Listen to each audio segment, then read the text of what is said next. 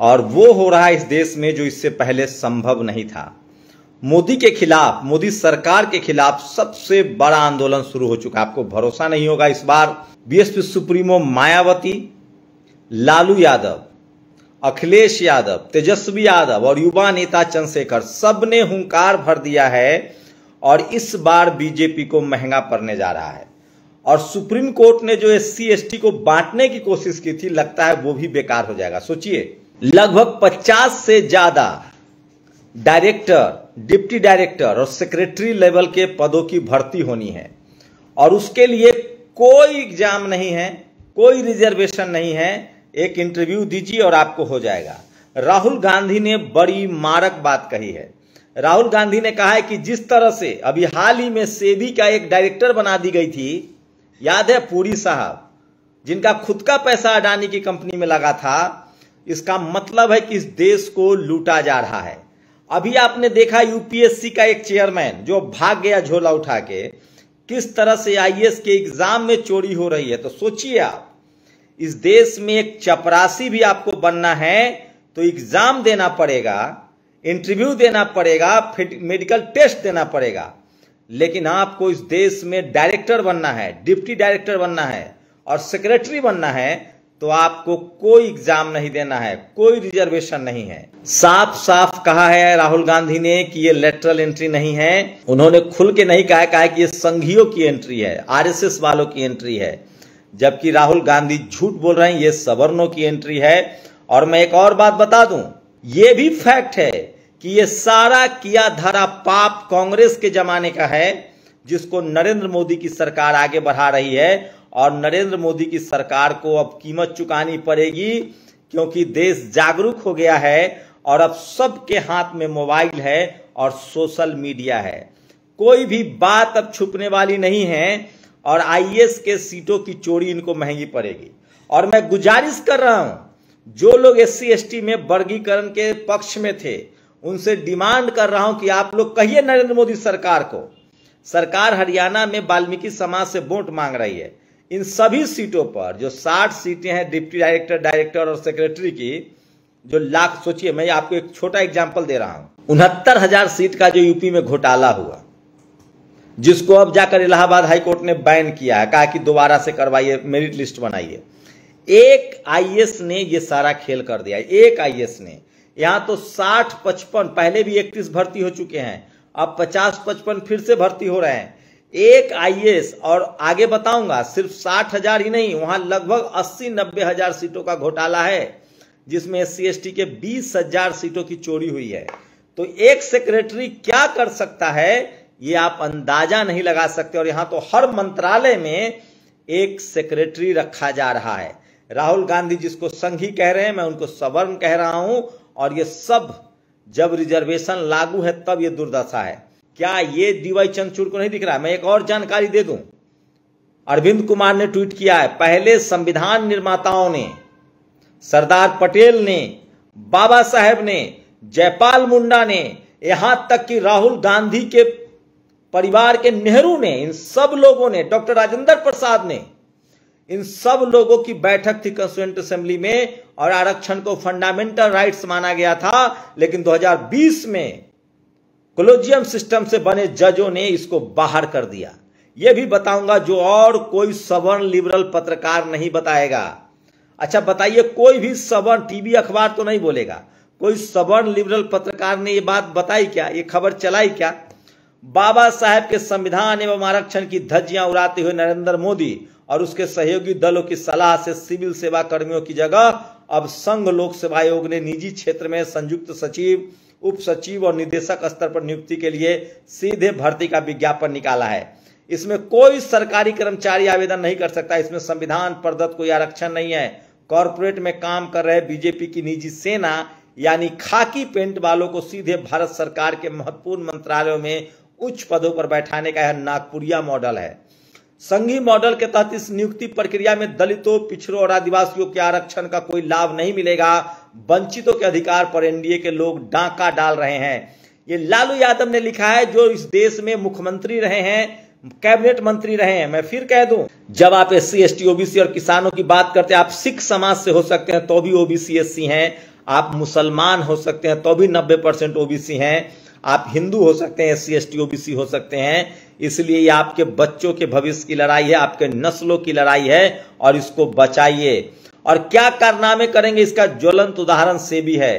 चंद corporate के प्रतिनिधि निर्णायक सरकारी पदों पर बैठकर क्या कारनामा करेंगे इसका ज्वलंत उदाहरण से भी है, जहां निजी क्षेत्र से आने वालों को पहली बार चेयरपर्सन बनाया गया था। और right to reservation is not a fundamental right, observe SC जज as parties withdraw appeal for quota. सोचिए, संविधान निर्माताओं ने आरक्षण के प्रावधान को फंडामेंटल राइट्स में डाला था, लेकिन सुप्रीम कोर्ट ने निर्णय दे दिया कि यह मूल अधिकार नहीं है। तो ये तमाम जो बेईमानी हो रही है, ये सब कुछ जातिवादी कोलोजियम की वजह से हो रही है। अशोक भारती ने लिखा है, ब्राह्मणवादी सर्वोच्च षड्यंत्र के झांसे में एक दूसरे की लानत मलानत कर रही दलित जातियों के नेताओं, आपको एक दूसरे को नीचा दिखाने से फुर्सत मिल जाए तो इस आरक्षण को ही बचा लेना। डॉक्टर उदित राज ने कहा है, 63 ज्वाइंट सेक्रेटरी, डायरेक्टर और डिप्टी सेक्रेटरी के पदों पर चोर रास्ते यानी लेटरल एंट्री से भर्ती किया जा रहा है।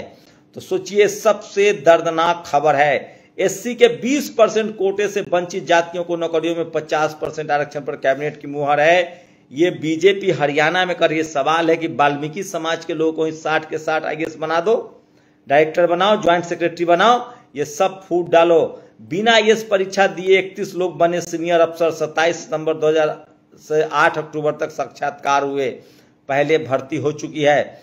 और 69,000 शिक्षक भर्ती के मामले को लेकर भी अखिलेश यादव ने ट्वीट किया। अखिलेश यादव ने कहा है कि हम बड़ा आंदोलन चलाएंगे।